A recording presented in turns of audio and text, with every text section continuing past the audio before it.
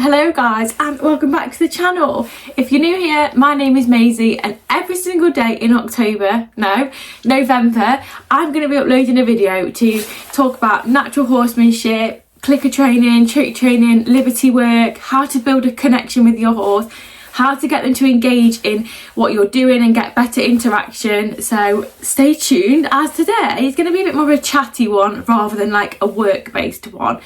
So I thought we would cover off things you can do and little like exercises that you can do that aren't really a big deal. I thought today I'd make it a bit more of a chatty one, not that you guys want to hear me talk any more than I already do, but I thought I would just run through some like groundwork stuff, some stretches that I do, grooming, just spending time with your horse and establishing a bond without there to being a need for them to do something. I think naturally it's easy for us, especially in the winter, you come to the yard, you just want to get on, ride or get your jobs done and that's it. So there comes an expectation that your horse sees you and they just associate you with work, and they're not having a good time. Their drive and motivation for that work just goes down and down and down. Then you're unhappy, they're unhappy, and you're in a spiral. Oh, my ring light nearly fell over. Oops, sorry about that. Anyway, then you get in a spiral of like being unhappy and them not wanting to connect with you. And it's so important that you don't always just take from your horse, that you need to give back. They need to understand that there's not always a big requirement from you to do something that they're not strong enough for, not capable of, or something that they just don't want to do. There's loads of little bits we're going to run through because my mind just goes off, but there's loads of things that can make your horse unhappy. And I think a big one, especially in young horses, is that they're not strong enough and they're not capable enough at that age to do what they might be asked to do. So it's so important that you're doing strengthening work, groundwork, lateral movements. You're helping them move their body in ways they might not normally do it, because to be able to carry you and move and go forward takes a lot.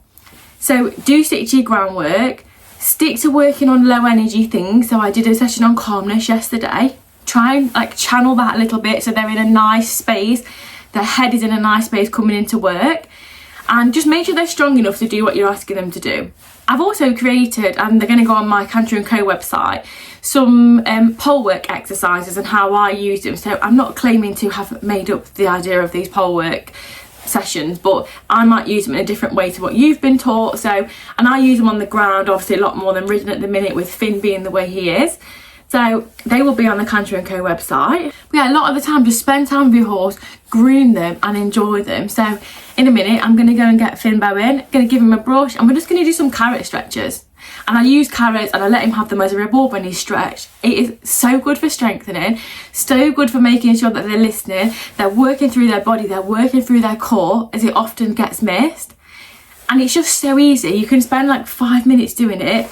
They've been stimulated, their mind is thinking, but it wasn't too difficult. It wasn't you demanding something crazy off them. They get a nice treat and then they go back. So it's quite a positive. You've got to create a positive association with yourself, with the workload, with what you're asking them to do, because horses, they technically don't have to give us what they do. And for them to just continue to give all the time, we need to make sure that there is something in it for them. Because if you were going to work all the time and not getting paid, you would not want to go to work. Here he is. He's on his way. I just wanted to quickly touch on a couple of things here. Let me just turn the camera around. So I'm going to bring Finn in, just do some carrot stretches, give him a groom. That's a really good way to bond. But also I'm going to let him have his tea on the yard. And honestly, people underestimate how good giving them their tea is. Anyway, giving them their tea is like such a positive association. So do whatever you want to do and then give them their tea after. When Finn first came, I'd bring him in, pick his feet out and give him his tea. And now he's amazing. You know, I can pick his feet out, I can do anything. But just use your normal feed as a reinforcement of like, yeah, you've done amazing, have your tea, have your breakfast, whatever it is. Bring them in, do it, give them their tea. You will see change, you'll see results. If they don't like something, like for example saddle, whatever, put it on, let them eat their tea with the saddle on. Change the association, change it to make it a positive thing.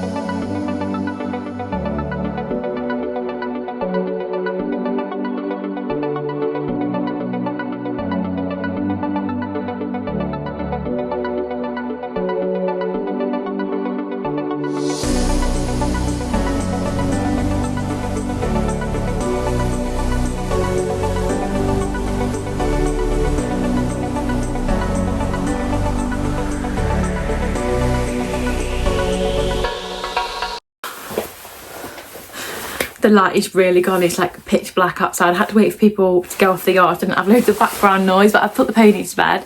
I've inserted an old grooming video because I couldn't get one as the light was going not very good. But yeah, there's loads of ways to bond and I hope that helped. There's carrot stretches. Obviously you can look, you'll see the muscles moving in the bum, under the belly, through the back, the neck. And that's what you want to look for to make sure they're actively doing something. And it literally takes a couple of minutes and it's just something you can do that's not too hard for them. They're getting a reward. You're giving them like a positive association to work. So definitely try it. Obviously grooming is amazing for bonding and just getting them to trust in your choice making. So go for a walk and just, you know, make it really positive. You can be the one to say if something's scary or not. You can help them pass something. I love if something is scary or a bit spooky. It's like you put yourself, say it's on this side, you put yourself in the middle between the scary thing and the horse, if it's safe to do so, and just take them past it as if to say, you're going to sacrifice yourself. And they have a bit of trust in you, like, oh, if you're there, it's not that scary. There's loads and loads of little ways to bond, loads of things you can work on. If you want any more of these kind of exercises, do let me know, as I've got loads of like bonding tips and like things you can do. I know people do think it's a bit boring, but just spending time, sorry, this ring light is awful. Spending time is just so important. So if you can just go in, if you've got time on a weekend, sit in the field, just have them in the stable while you're mucking out and just like have that time where they're not required to do anything but be calm in your presence, and it will help. And it sounds crazy, and some of the things I say people are like, you're so weird, but it works. And you've got to understand a horse's frame of mind and like the bond and the connection that they'll have to you is what you need to do Liberty, to do any of the kind of work that I do. So time, just put time and effort in, make it easy, find something that they're good at doing and use the word yes. You want to be their yes person. Like if they're good at just standing still, yes, well done, just go backwards. Just even if they do a really simple task like a few steps back and they get rewarded or they get praise, you become very positive in their eyes. Little things like obviously giving tea after they've done something. So for example, young horse, tack them up, let them have their tea wearing their tack, saddle, bridle. Yes, they can eat with a bridle in. I've got a big thing on my TikTok about that, and it's really good to get them to eat with a bridle in. Also, like we've got a really good like patch of grass outside the yard that no one really touches. When they had a good session, I will take them to that grass as a reward to say like, that was really good, have the nice grass. You could take 5 minutes of your time and it just adds a boost and it adds that positive association. Again, take a shot every time I say positive association today. And it just will really, really help you bond and understand your horse a lot more. But do let me know what else you want to see.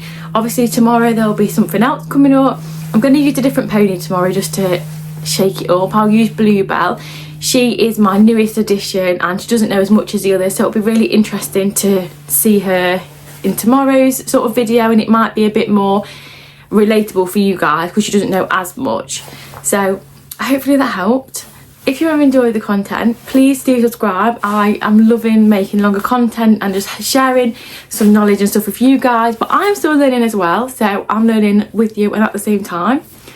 Please do subscribe, let me know what you think of the videos, and I will see you on the next one.